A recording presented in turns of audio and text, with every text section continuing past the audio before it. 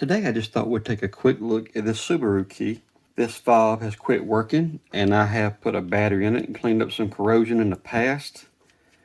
And it has quit working again, so we're just going to take the little Phillips screw out. Got a little catch here, it flips up, and the fob is actually within the key. A little RFID chip actually stays inside that part. And this is actually our radio transmitter for the remote to actually lock and unlock, and panic, of course.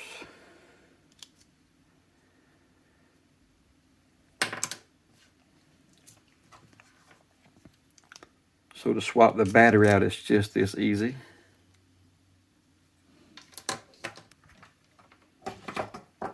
I'm going to check really quick because I'm pretty sure this battery's like new, but I'm going to swap it out anyway with a brand new 1620. A brand new 1620 cell. Even tells you there that it's a 1620.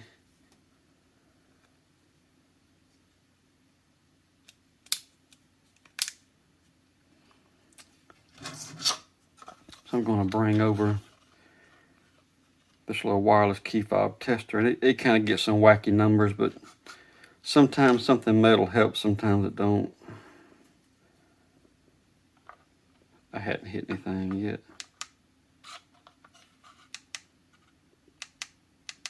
We're still not getting anything, so let's go a little bit further here. This one may actually need a repair instead of just a battery replacement. Dust and water seal here. And the board comes out like so. And I don't see anything obvious, but let's go to the microscope and take a closer look. This side of the board here actually looks like it's in really good shape.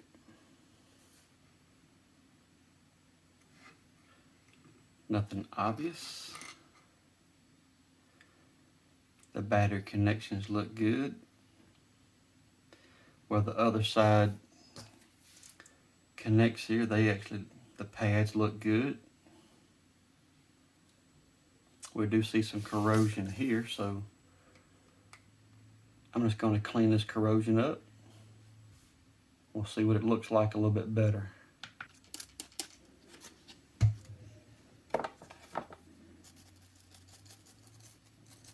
Just going to use some high percentage isopropyl alcohol here, and I got several toothbrushes and some swabs here. We'll let it dry and look at it under the microscope and see if it looks any different. See if we have any damaged pads or traces.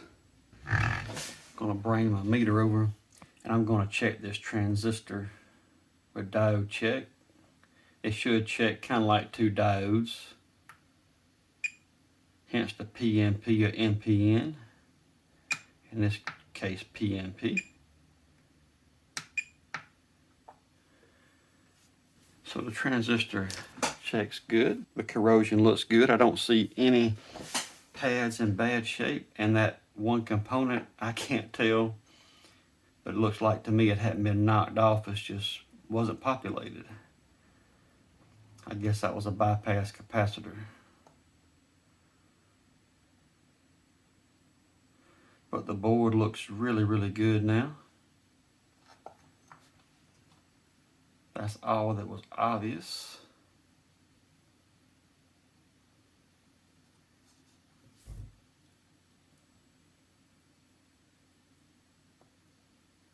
Okay.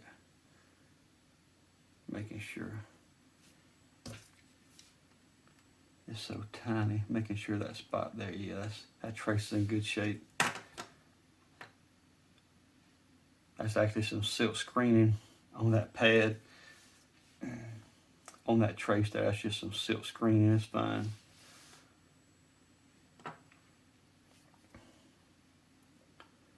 That's reassembling test.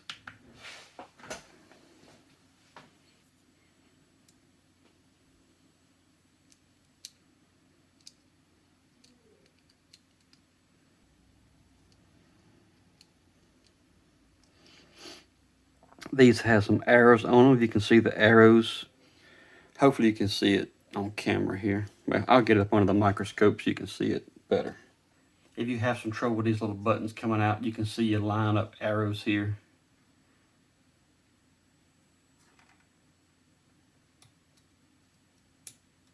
It'll help you line them up. This one is in the top left here. See that? Bottom, top.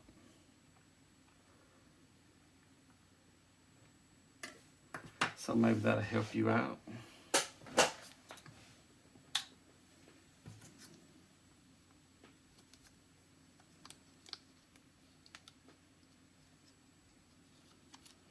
This just goes inside of the waterproofing.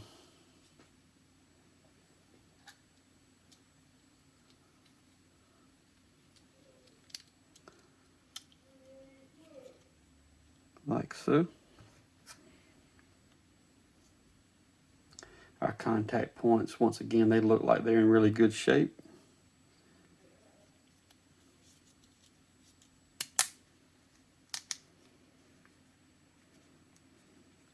Let's bring this little RF tester over and see if we can get it to calm down. And hey, look at there.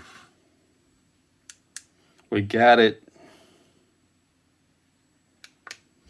I don't know the exact frequency, but I'm assuming that's correct.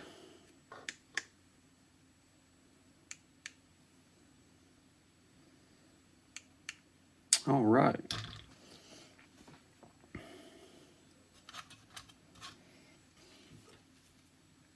Put this back together.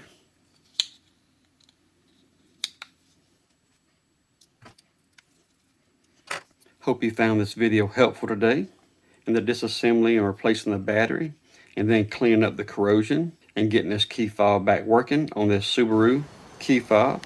If you found the video helpful, please like, share, subscribe. Thanks for watching, and God bless.